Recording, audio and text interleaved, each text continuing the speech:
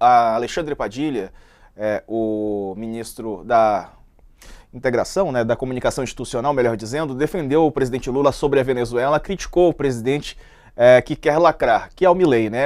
Ele não citou exatamente, mas falou o seguinte: o ministro das Relações Institucionais, Padilha, defendeu as falas do presidente Lula, não mencionou, não citou nomes, mas a gente sabe que o Milei já se posicionou bem fortemente contra a Venezuela, e ele disse que tem presidente da República que está aí para lacrar. Ontem, Lula cobrou as atas, né, afirmou que não houve nada de grave até aqui ou assustador. Padilha afirmou que a postura de Lula e do Itamaraty estão corretas. Foi numa entrevista ao ICL. Sem citar nomes, Padilha cutucou outras lideranças internacionais. Porque tem gente que está aí para lacrar, sabe? Infelizmente, tem presidente da República que está aí para lacrar. Após a eleição, o presidente chileno Gabriel Boric afirmou que não reconhece os resultados apresentados.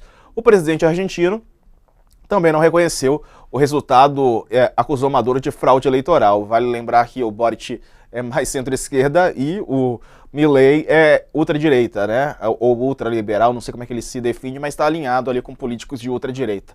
O ministro também defendeu a postura de Lula de antes das eleições e disse ver ainda com naturalidade o reconhecimento da vitória pelo PT. Disse que os dirigentes partidários são posições partidárias, é normal que tenham, mas tem presidente que está aí para lacrar, surfar nessa onda.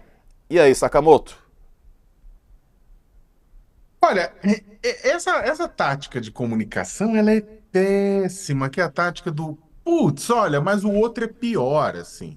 Gente, poxa, tipo, o ministro Padilha é um ministro tão inteligente, usar a referência, sabe, como o Milei, né, ou, tipo, indicando, né, aquela coisa do Milei.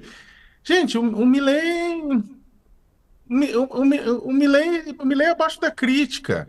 Sabe, o Milei é um nome da ultradireita internacional que é parte do liberalismo mais aguerrido, passa um pano gigantesco, porque ele cumpre o receituário da galera, né? Mercado acima sabe, do combate à fome ou de qualquer outra coisa. Então tem muita gente que celebra isso, né? E então acaba passando um aura de verniz, né? Só que, sabe, o Milei conversa com um cachorro morto, gente, literalmente, não estamos brincando. Ele conversa com o cachorro morto dele, pegando dicas e sugestões de como conduzir a vida e a economia. Então, sabe, não é para fazer essa comparação, comparação com o presidente lacrador, não é isso.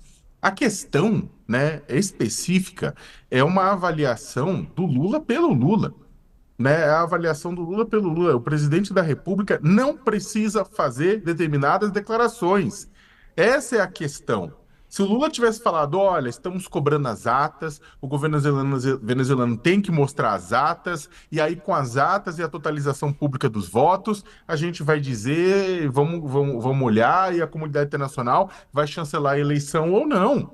Né? Tipo, vai dar a sua chancela. É claro, não estamos querendo interferir na autodeterminação dos povos, mas aí os que vão reconhecer ou não, né?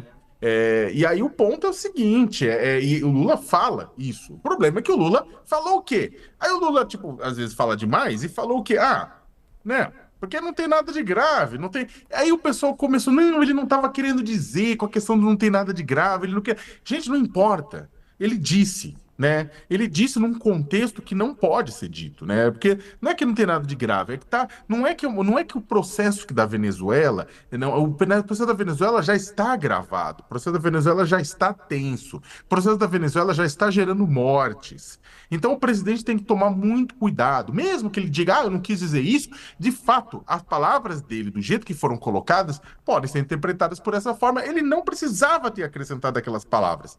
Ele poderia ter falado: o que estamos pedindo para Maduro não é grave, o que estamos pedindo para Maduro não é difícil, é simples, são as atas, né? E o que acontece é que aí ele vai fala uma bobagem que acaba sendo utilizado contra ele. No ponto de vista internacional, inclusive na própria Venezuela, né, a oposição, líderes da oposição, têm agradecido a posição do Brasil, que tem cobrado a ata e não reconheceu a eleição, a vitória do Maduro. Então, só precisa entender esse encalacramento. É por isso que no começo da minha fala há pouco tempo eu falei, olha, tem fora e tem dentro. Fora, a própria oposição venezuelana fala, queremos agradecer o Brasil que não reconheceu e está pressionando para que as atas apareçam.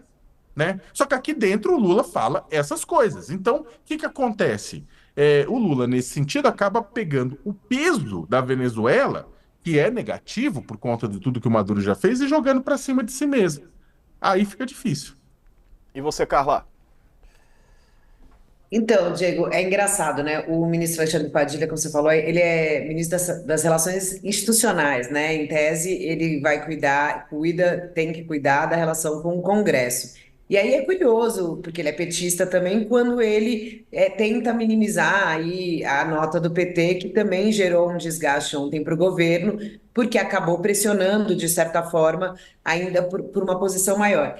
E o ministro Padilha, nessa fala, eu concordo muito com o Sakamoto, é muito infeliz a estratégia do ai, mas olha lá, o outro é pior do que eu, porque isso não ameniza em nada qualquer deslize e erro do governo.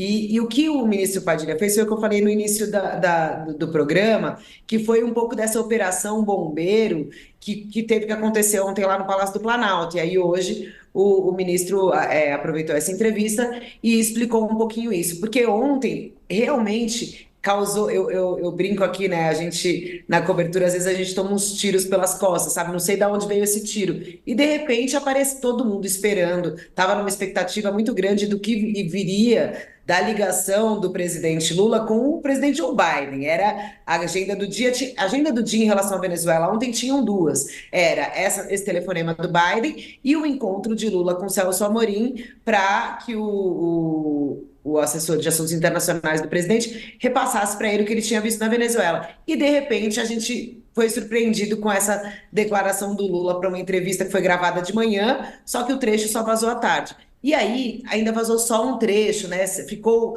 com um contexto meio complicado, rolou mesmo um estresse na própria Secretaria de Comunicação, que a gente lembra, tá com o ministro interino, né, o Laires Portela, porque o Paulo Pimenta tá lá no Rio Grande do Sul.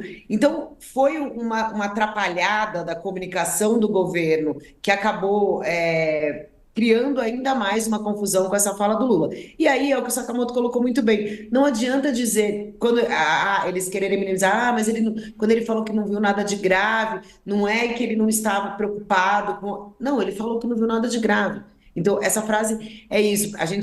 Eu tive a honra de entrevistar com o Sakamoto, o presidente, e a gente sabe, a gente adora numa entrevista fazer com que o entrevistado fale demais do que deveria, né? A gente quer tirar dele as melhores falas possíveis. Mas o presidente ele escorrega, não tem jeito. E não adianta todos os ministros juntos tentarem falar que o presidente não disse o que ele disse. Então, faz parte da estratégia, obviamente, do governo de tentar limpar um pouco a confusão de ontem, mas é isso, fica, como eu disse no começo, é uma saia justa para o governo Lula, sim, e é uma situação que, como a gente viu aí a professora falando, que infelizmente a gente vislumbra no futuro que essa confusão ainda tende a continuar, né? Não é de simples solução.